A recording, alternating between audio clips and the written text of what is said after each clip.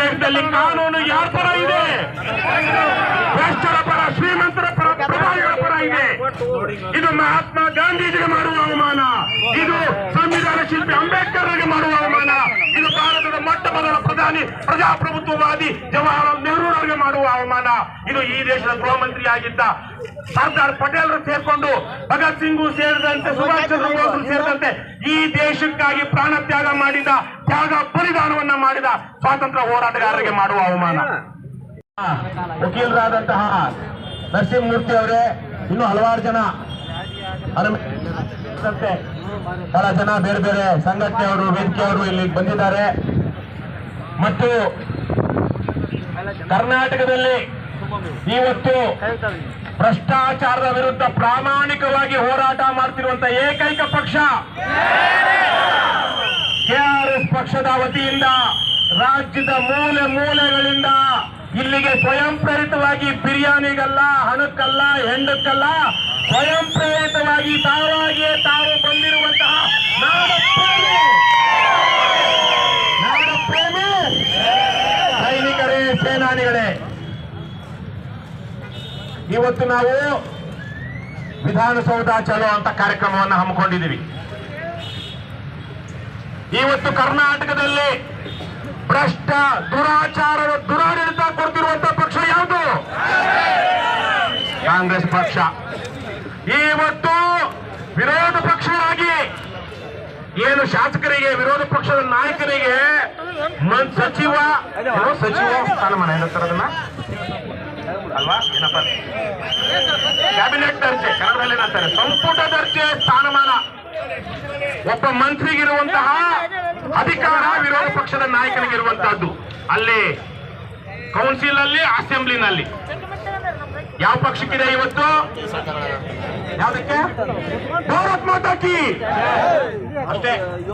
ಅಷ್ಟಕ್ಕೆ ಅದು ನಿಜವಾದ ಭಾರತ ಮಾತೆ, ಕರ್ನಾಟಕ ಮಾತೆ ಅವ್ರ ಹೃದಯದಲ್ಲಿಲ್ಲ.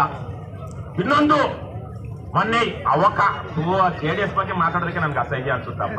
ಆದ್ರೂ ಅದೊಂದು ಪಕ್ಷ ಇದೆ ಅಲ್ವೇನಣ್ಣ, ಅವರೊಂದು 25-30 ಜನ ಸೇರಿದ್ರೆ, MLA-MLCಗಳೆಲ್ಲ ಸೇರಿದ್ರೆ ಯಾರಾದ್ರೂ ಧರಣಿ ಪ್ರತಿಭಟನೆ ಮಾಡ್ತಿದ್ದಾರೆ ಅಂದ್ರಪ್ಪ. ಕಳೆದ 20 ದಿವಸಗಳಿಂದ ಒಂದು ಹಲ್ಕ ಕೆಲಸಗಳೆಲ್ಲ ಲೋಕಾಯುಕ್ತದಲ್ಲಿ ನಡೀತಿರೋದು ಜನರ ಗಮನಕ್ಕೆ ಬಂದಿದೆ.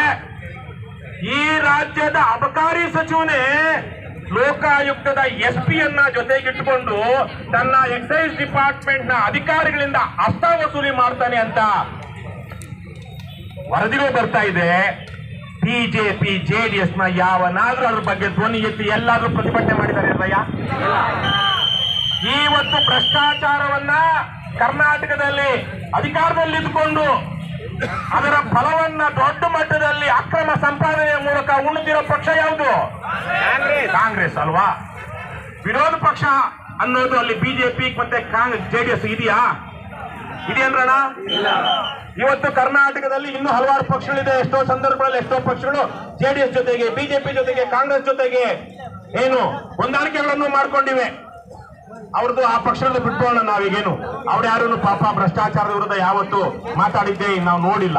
ಒಂದು ಪಕ್ಷ ಇತ್ತು 10 ವರ್ಷಗಳಿಂದ ನಾನು ಆ ಪಕ್ಷದಲ್ಲಿದ್ದಾಗ ಅವನು ಲೋಕಾಯುಕ್ತ ಭಾಸ್ಕರ್ ಅವನಿಗೆ ಧಿಕ್ಕಾರಕ್ಕೆ ಹೋಗೋದಕ್ಕೆ ನನಗೆ ಆರೋಗ್ಯ ಸರಿ ಇರ್ಲಿಲ್ಲ. 2 ದಿವಸ ಜ್ವರ ಬಂದು ಮಲಗಿದ್ದೆ. ಆದ್ರೂ ಹೋಗ್ಬೇಕು ಅನ್ಕೊಂಡು ಶಾಲು ಹೊತ್ಕೊಂಡು ಹೋಗಿ ಒಂದು 20 ಜನ ನಾವು ಒಳ್ಳೆ ಗೆರಿಲ್ಲಾ ವಾರ್ಫೇರ್ ತರಕ್ಕೆ ಲೋಕಾಯುಕ್ತ ಕಚೇರಿ ಮುತ್ತಿಗೆ ಹಾಕಿ ಅವನು ಪರಮ ನೀಚ, ದುಷ್ಟ, ಅಯೋಗ್ಯ, ಕಡು ಭ್ರಷ್ಟ, ಹಲ್ಕ ಭಾಸ್ಕರ್ ರಾವ್ ಕೆಳಗಡೆ ಬರ್ತಾ ಇದ್ರೆ ಅವ್ನು ಧಿಕ್ಕಾರಕ್ಕೆ ಹೋಗಿದ್ವಿ. ಇವತ್ತು ಆ ಪಕ್ಷ, ನಾವೆಲ್ಲ ಇನ್ನು ಪಕ್ಷ ಅದನ್ನು ಇವತ್ತೆಲ್ಲೂ ಕಾಣಿಸ್ತಾ ಇಲ್ಲ ಇಂಥ ಹೋರಾಟಗಳಲ್ಲಿ. ಇವತ್ತು ಕರ್ನಾಟಕದಲ್ಲಿ ಬಹಳ ಪ್ರಾಮಾಣಿಕವಾಗಿ ಒಂದು ಸೈನ್ಯವನ್ನ ಕಟ್ಟಿಕೊಂಡು ನಾಡನ್ನ ಉಳಿಸಬೇಕು ಅಂತ ಹೋರಾಡ್ತಿರುವಂತ ಪಕ್ಷ ಯಾವುದು?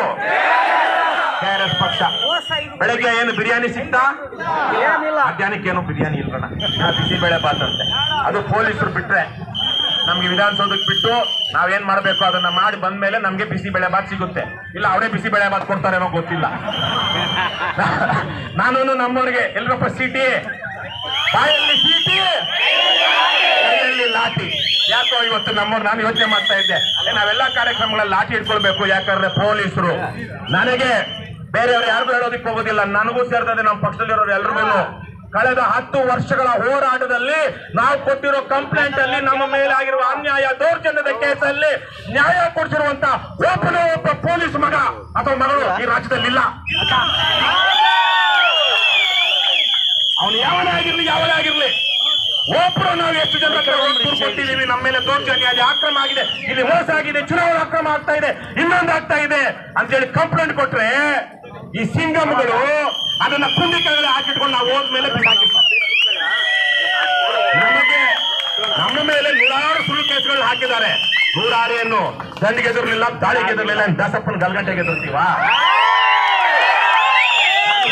ಹಲವಾರು ಸಂದರ್ಭದಲ್ಲಿ ಹೇಳ್ತಾ ಇದ್ದೀನಿ, ಒಂದು ಪ್ರಕರಣದಲ್ಲಿ ನಾನು ಕೊಟ್ಟಿರೋ ಕಂಪ್ಲೇಂಟ್ ಅಲ್ಲಿ, ನಮ್ಮವ್ರು ಕೊಟ್ಟಿರೋ ಕಂಪ್ಲೇಂಟ್ ಅಲ್ಲಿ ನೀವು ನ್ಯಾಯ ಒದಗಿಸಿರುವಂತ ಸಾಕ್ಷ್ಯ ಕೊಡ್ರಯ್ಯ ಅಂತ ಕೊಟ್ಟಿದ್ದಾರೆ ಏನ್ರಪ್ಪ. ನಮ್ಮ ಮೇಲೆ ಸುಳ್ಳು ದೂರುಗಳನ್ನ ಒಬ್ಬೊಬ್ಬರ ಕತೆ ಹೇಳಿದ್ರೆ 106 ಕಥೆಗಳು. ಅದೇ ಪೊಲೀಸರಲ್ಲಿ ಕೆಲವು ಪ್ರಶ್ನೆ ಲೋಕಾಯುಕ್ತದಲ್ಲಿದ್ದಾರೆ. ಇನ್ನು ಅವ್ರೇನ್ ನ್ಯಾಯ ಮಾಡ್ತಾರೇನಪ್ಪ? ಅವನೇನೋ ಶ್ರೀನಾಥ್ ಜೋಶಿ ಅನ್ನುವಂತವನು ಎಷ್ಟು ಮಾಡಬಾರದು ಅಕ್ರಮ ಮಾಡಿದ್ರೆ ಪಾಪ ಅವರು ವಕೀಲರ ಸಂಘದ ಅಧ್ಯಕ್ಷರಾಗಿದ್ದವರು ರಂಗನಾಥ್ ಆಗ್ಲೇ ಮಾತಾಡಿದ್ರಲ್ಲ, ವಕೀಲರ ಸಂಘದ ಅಧ್ಯಕ್ಷರಾಗಿದ್ದವರು ಇವತ್ತು ಹೈಕೋರ್ಟ್ ಅಲ್ಲಿ ಅವನಿಗೆ ಶ್ರೀನಾಥ್ ಜೋಶಿಗೆ ಅವ್ನು ನಿಂಗಪ್ಪ ಅನ್ನೋನಿಗೆ ಇದ್ದಕ್ಕಿದ್ದಂಗೆ ಇವ್ರ ಮೇಲೆ ನೀವು ಬಲವಂತದ ಕ್ರಮ ಜರುಗಿಸಬಾರದು ಅಂತ ಕೋರ್ಟ್ ಅಲ್ಲಿ ಆದೇಶಗಳು ಬರ್ತಾ ಇದೆ.